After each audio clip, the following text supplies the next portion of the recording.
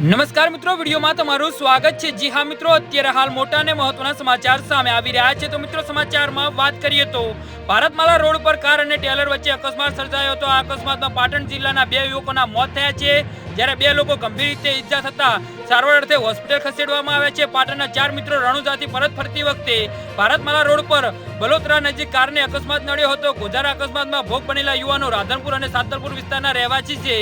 જી હા મિત્રો, અત્યારે હાલ મોટા અને મહત્વના સમાચાર સામે આવી રહ્યા છે।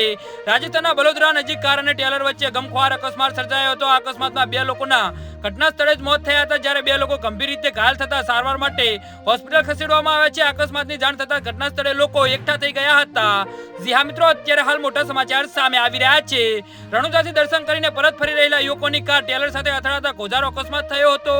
આ ઘટનામાં 2 યુવકોના ઘટના સ્થળે જ મોત થયા છે અને આ અકસ્માત કારના ખુરચા નીકળી ગયા છે। પોલીસે મૃતદેહને હોસ્પિટલ ખસેડી વધુ તપાસ હાથ ધરી છે। જી હા મિત્રો, તો આના વિશે તમારું શું કહેવું છે તો નીચે અમારી કમેન્ટ બોક્સમાં જરૂરથી જણાવજો। અમારી YouTube ચેનલને સબસ્ક્રાઇબ કરવાની ભૂલતા નહીં। વિડીયો પૂરો જોવા બદલ તમારો ખૂબ ખૂબ આભાર।